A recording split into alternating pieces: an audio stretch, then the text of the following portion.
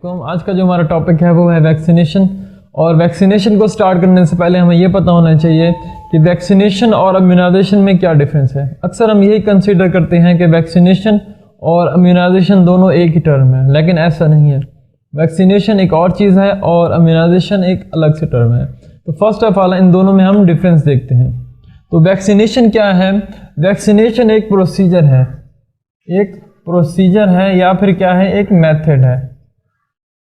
इसकी मैं एग्जांपल देता हूँ कि फर्ज करें ये एक ह्यूमन बॉडी है, तो इसमें हम डिफरेंट प्रोसीजर या फिर डिफरेंट मेथड को यूटिलाइज कर सकते हैं। कैसे कि फर्ज करें इसमें हम live but attenuated micro organism को इंसर्ट कर सकते हैं इस बॉडी में, कोई भी ह्यूमन बॉडी है। या फिर इसमें हम क्या कर सकते हैं, किल्ड माइक्रो ऑर्गेनिज्म जो हैं उनको इंसर्ट कर सकते हैं इसमें। या फिर हम क्या कर सकते हैं, ये जो माइक्रो ऑर्गेनिज्म है इसका कुछ पार्ट हम इंसर्ट कर सकते हैं ह्यूमन बॉडी में। तो इसमें देखें हमने डिफरेंट प्रोसीजर या डिफरेंट मेथड को यूटिलाइज किया है। यानी कि इसमें हमने लाइव माइक्रो ऑर्गेनिज्म को इंसर्ट किया है, यानी live but attenuated micro organism को इंसर्ट किया है। या फिर हमने क्या किया है, किल्ड माइक्रो ऑर्गेनिज्म को इंसर्ट किया है। या फिर हम क्या कर सकते हैं कि इन माइक्रो ऑर्गेनिज्म का कुछ पार्ट इंसर्ट कर सकते हैं ह्यूमन बॉडी में। तो इसमें हमने क्या किया है, डिफरेंट प्रोसीजर को यूटिलाइज किया है या डिफरेंट मेथड्स को यूटिलाइज किया है। तो ये जो डिफरेंट मेथड या ये जो प्रोसीजर हैं इनको हम कहते हैं वैक्सीनेशन। तो इम्यूनाइजेशन क्या होगा, जब हम ये प्रोसीजर या मेथड यूटिलाइज करते हैं तो इन मेथड्स या इन प्रोसीजर की वजह से जो ह्यूमन बॉडी रिस्पॉन्ड करेगी, यानी कि ये जो मेथड यूटिलाइज किए गए हैं इनकी वजह से जो ह्यूमन बॉडी रिस्पॉन्ड करती है उसको हम कहते हैं इम्यूनाइजेशन। तो इम्यूनाइजेशन क्या होगी, इन प्रोसीजर या इन मेथड्स की वजह से जो ह्यूमन बॉडी रिस्पॉन्ड करती है उसको हम कहते हैं इम्यूनाइजेशन। जैसे एग्जांपल मैं देता हूँ कि यहाँ पे माइक्रो ऑर्गेनिज्म इंसर्ट किए लाइव, या फिर live attenuated micro organism insert किए, या फिर किल्ड माइक्रो ऑर्गेनिज्म किए ह्यूमन बॉडी में इंसर्ट।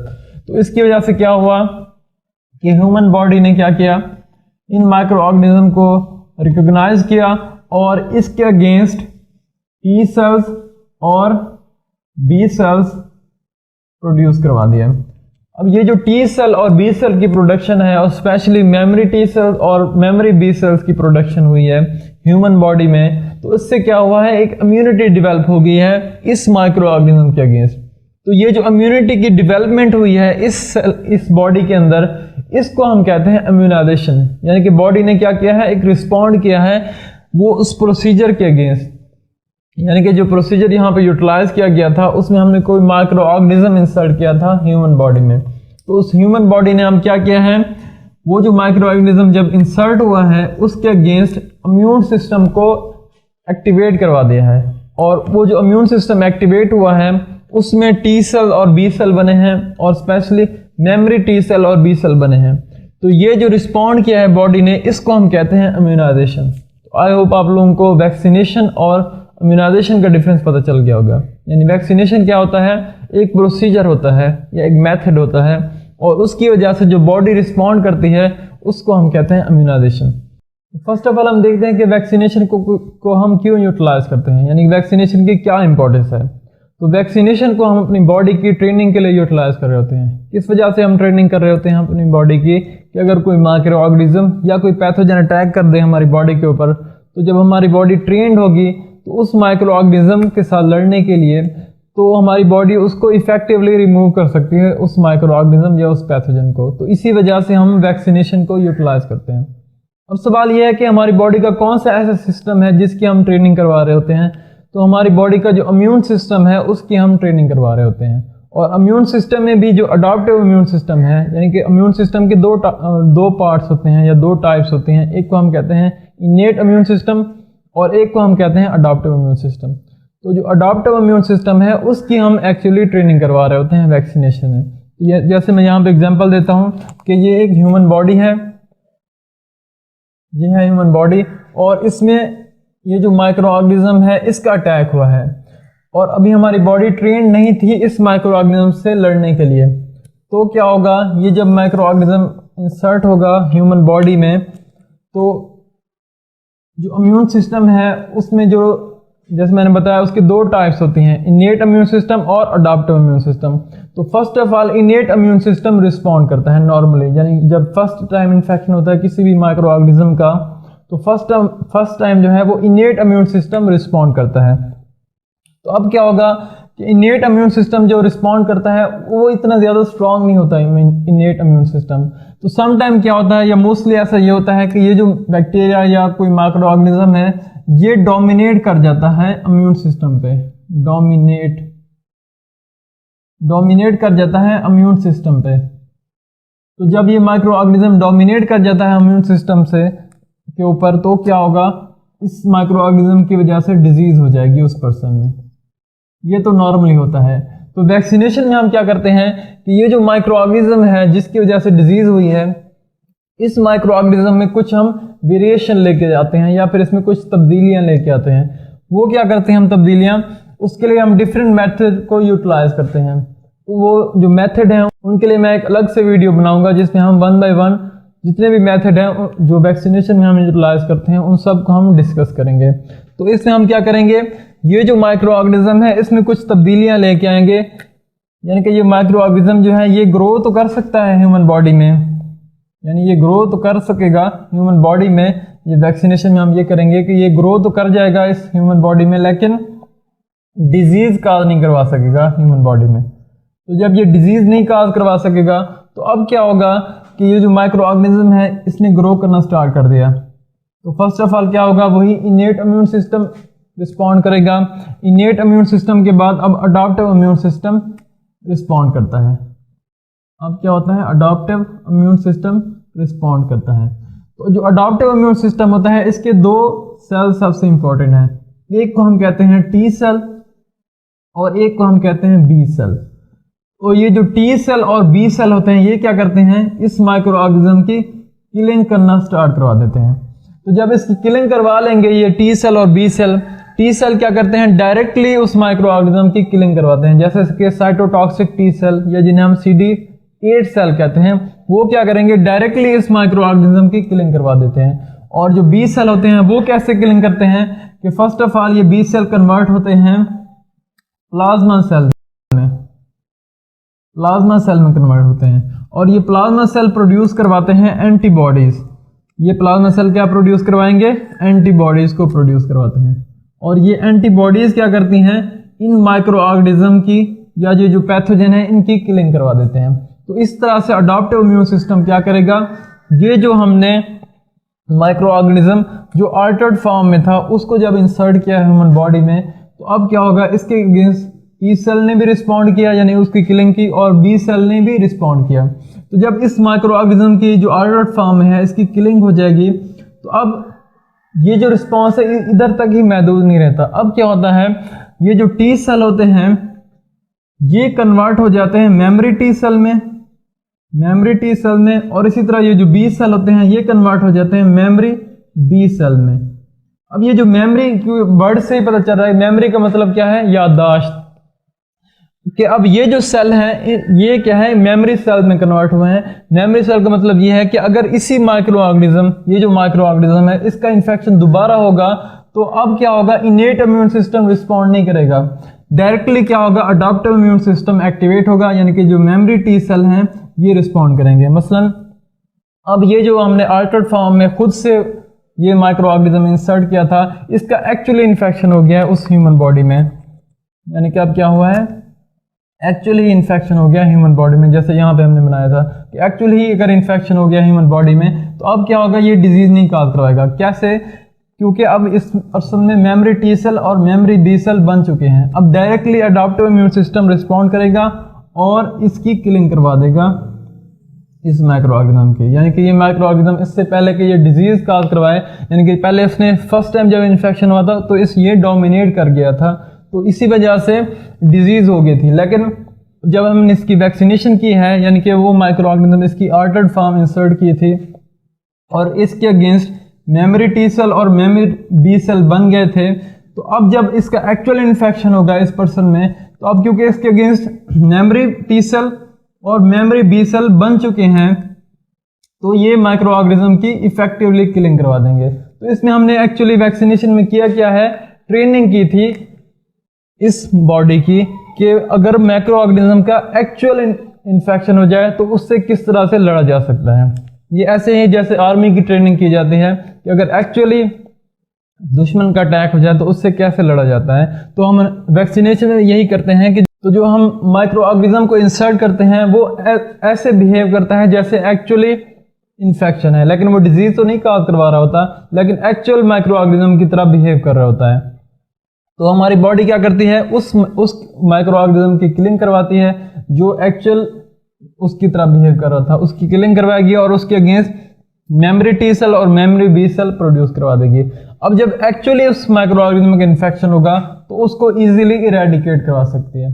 अब क्योंकि अडॉप्टिव इम्यून सिस्टम ही क्यों इन्वॉल्व हो रहा है वैक्सीनेशन में, तो इस वजह से अडॉप्टिव इम्यून सिस्टम को हम यानी कि इम्पोर्टेंस होती है वैक्सीनेशन में, क्योंकि जो अडॉप्टिव इम्यून सिस्टम है उसमें मेमोरी टी सेल और मेमोरी बी सेल प्रोड्यूस करवाने की कैपेबिलिटी होती है, लेकिन जो इनेट इम्यून सिस्टम होता है उसमें कोई मेमोरी सेल प्रोड्यूस नहीं होते। तो इसी वजह से वैक्सीनेशन में अडॉप्टिव इम्यून सिस्टम ज़्यादा इंपॉर्टेंट है। इसके बाद हम देखते हैं कि इम्यूनाइजेशन जो है उसकी डिफरेंट टाइप्स होती हैं, उसको भी हम डिटेल में देखते हैं, जैसे कि एक्टिव इम्यूनाइजेशन और पैसिव इम्यूनाइजेशन। तो फर्स्ट ऑफ ऑल हम देखते हैं कि पैसिव इम्यूनाइजेशन क्या होती है। जैसे नाम से पता चल रहा है कि पैसिव मीन्स कि हमारी बॉडी इसमें एक्टिवली पार्टिसिपेट नहीं करती, पैसिव रहती है। पैसिव मीन्स कि डोरमेंट फॉर्म में रहती है, कि हमारा इम्यून सिस्टम एक्टिवली पार्टिसिपेट नहीं करेगा। तो इस तरीके से हम करते क्या हैं, इसमें हम प्रिपेयर्ड एंटीबॉडी को इंसर्ट करते हैं एक ह्यूमन बॉडी में। प्रिपेयर्ड एंटीबॉडीज इंसर्ट की जाती हैं, प्रिपेयर्ड एंटीबॉडी। तो ये जो प्रिपेयर्ड एंटीबॉडी हैं ये डायरेक्टली क्या करेंगी, जाके उस ह्यूमन बॉडी में जब हम इंसर्ट करेंगे इस ह्यूमन बॉडी में तो उस माइक्रो ऑर्गेनिज्म या उस जो पैथोजन है उसकी डायरेक्टली जाके किलिंग करवा देंगी। यानी कि ये हमारे इम्यून सिस्टम को एक्टिवेट नहीं करवाती, जस्ट क्या करती हैं उस माइक्रो ऑर्गेनिज्म के साथ जाके ये बाइंड होंगी, ये एंटीबॉडीज, ये होगी माइक्रो ऑर्गेनिज्म, ये उसके साथ जाके बाइंड हो जाएंगी और उसकी किलिंग करवा देंगी। जैसे कॉम्प्लीमेंट सिस्टम को एक्टिवेट करवा देंगे, वो उसकी किलिंग करवा देंगे। इसी तरह फेगोसाइटोसिस को एक्टिवेट करवा सकती हैं। तो ये डिफरेंट मेथड के थ्रू एंटीबॉडीज को जब हम इंसर्ट करेंगे तो क्या होगा, उस माइक्रो ऑर्गेनिज्म या उस टॉक्सिन या जो भी चीज़ है उसकी किलिंग करवा देंगे डायरेक्टली।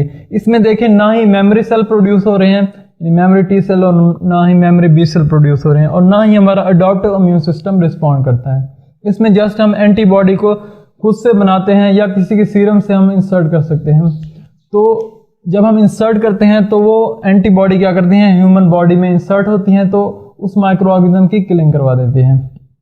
और इसकी भी डिफरेंट टाइप्स होती हैं। जो पैसिव इम्यूनाइजेशन है इसमें हम नेचुरली भी होता है, यानी कि ये पैसिव इम्यूनाइजेशन नेचुरली भी होता है और आर्टिफिशियली भी होता है, आर्टिफिशियली भी होता है। नेचुरल में क्या होता है, दो कंडीशन है जिसमें नेचुरल पैसिव इम्यूनाइजेशन होती है। कौन कौन से, एक है ड्यूरिंग प्रेगनेंसी, एक है ड्यूरिंग प्रेगनेंसी और दूसरा है ड्यूरिंग लैक्टेशन, यानी कि जब माँ बच्चे को दूध पिलाती है उस केस में। इन दो केस में क्या होता है, पैसिव इम्यूनाइजेशन होती है। ड्यूरिंग प्रेगनेंसी में क्या होता है कि मदर से फीटस में एंटीबॉडी इंसर्ट होती हैं। कौन सी एंटीबॉडी होती है, IgG एंटीबॉडी, क्योंकि IgG एंटीबॉडी है उसका साइज होता है स्मॉल, तो इस वजह से वो इजीली प्लेसेंटा से मूव कर जाती है।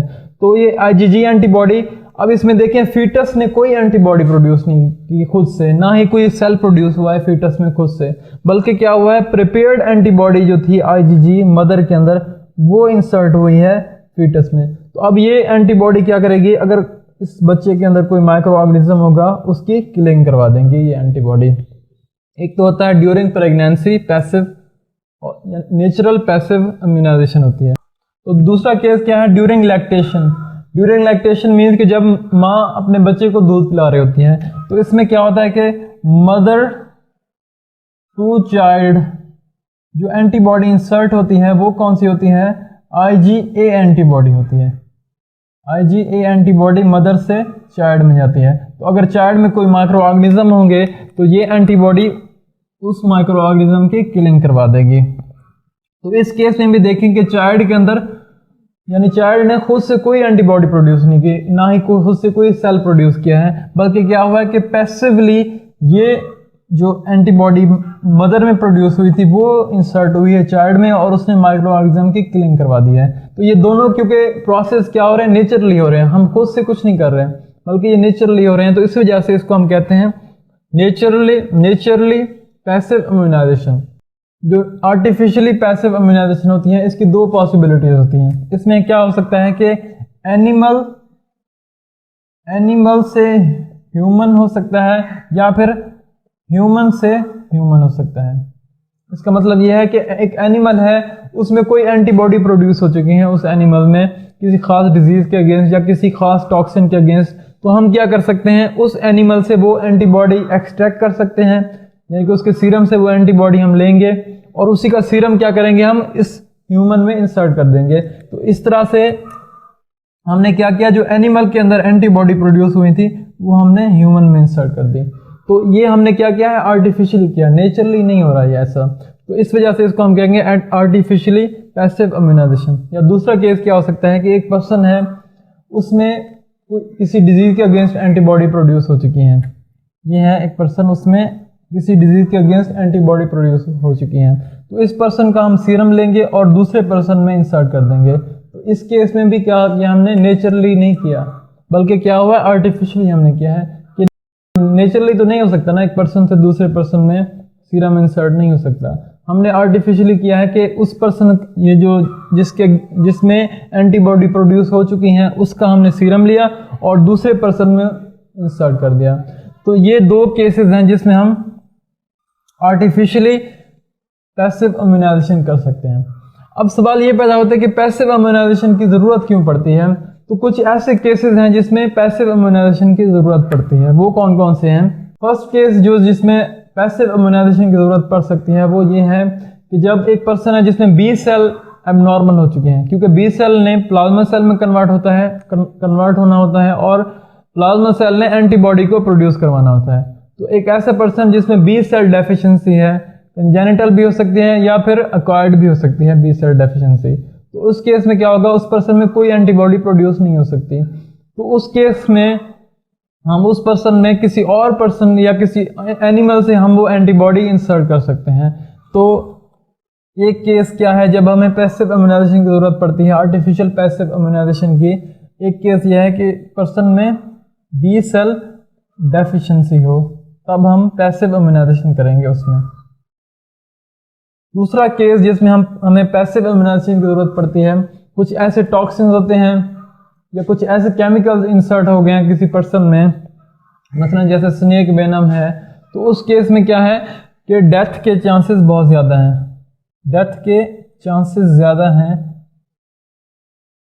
किसी वेनम या किसी पॉइजन की वजह से, क्योंकि जो वेनम और जो पॉइजन होते हैं उनका इफेक्ट बहुत तेज़ी से होता है।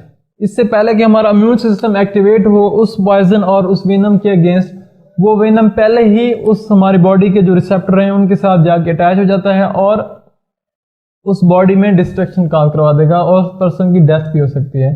तो इस पर्सन को हमें जल्दी से इम्यूनिटी प्रोवाइड करने की ज़रूरत है। तो इस पर्सन में भी हम प्रिपेयर्ड एंटीबॉडी इंसर्ट करेंगे।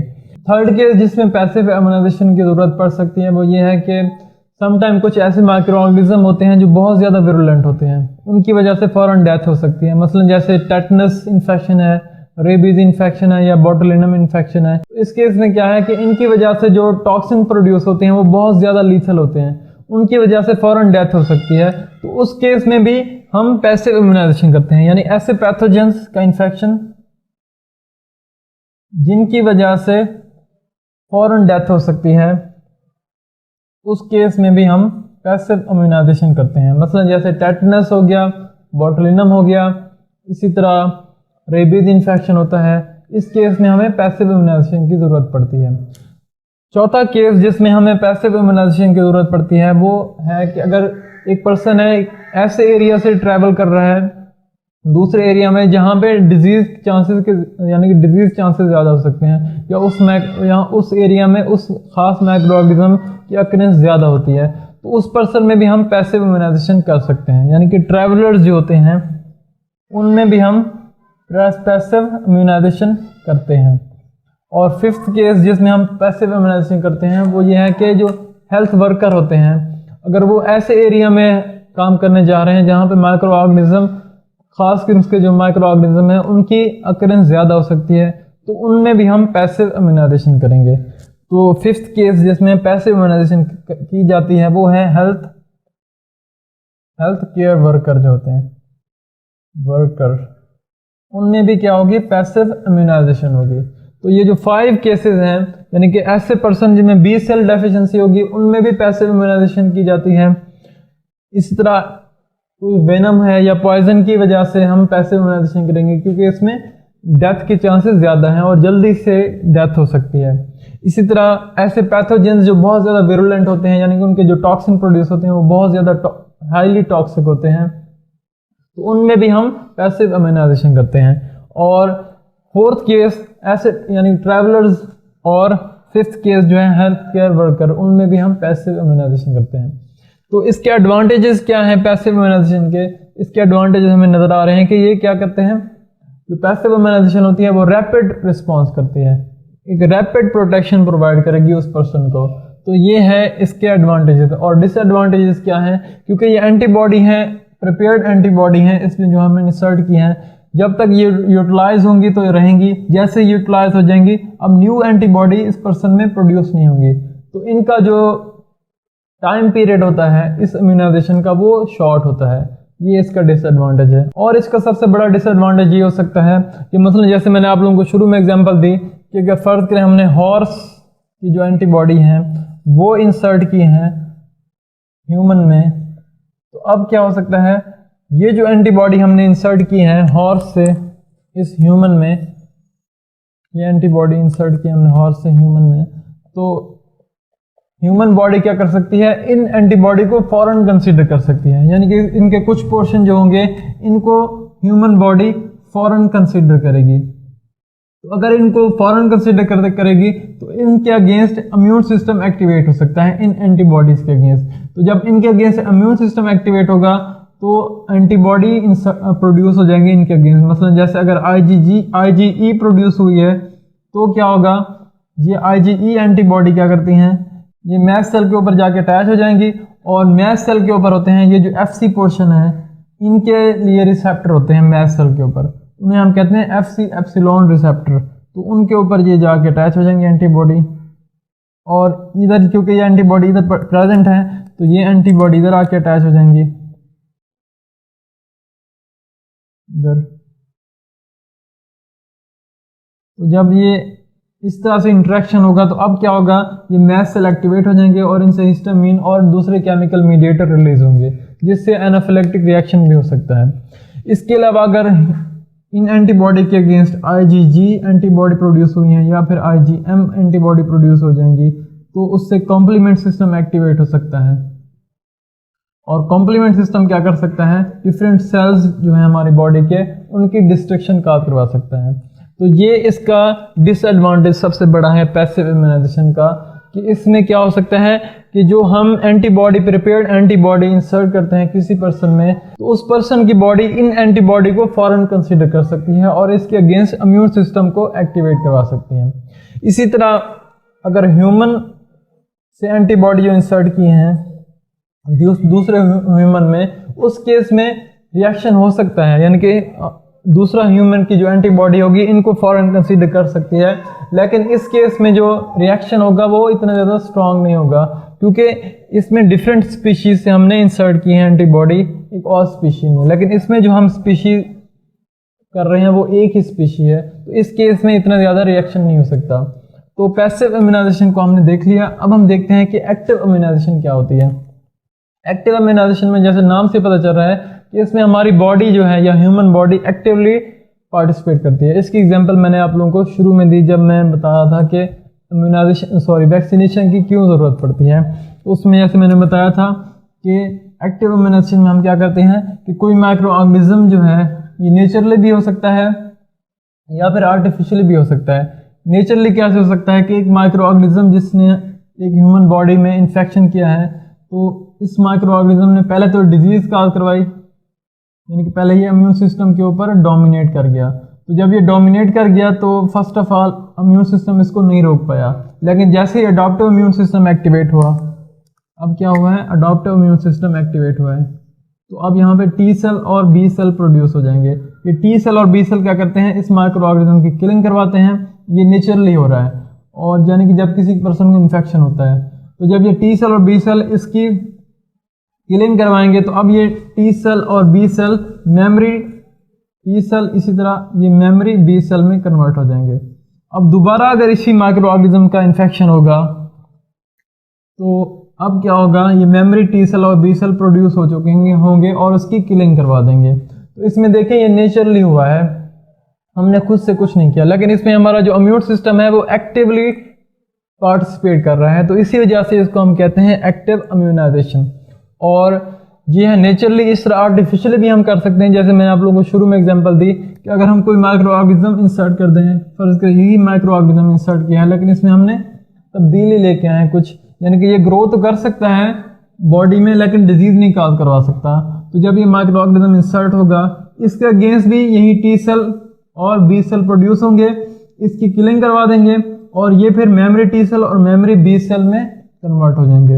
अब दोबारा अगर इसी का एक्चुअल इन्फेक्शन हो जाए इसी का, तो इसमें मेमोरी टी सेल और मेमोरी बी सेल बन चुके होंगे, तो इसकी वो पहले से ही डिजीज काज करने से पहले ही किलिंग करवा देंगे। तो इसको हम कहते हैं एक्टिव इम्यूनाइजेशन। इसका सबसे बड़ा एडवांटेज यही होता है कि इसका जो इफेक्ट होता है वो प्रोलॉन्ग होता है।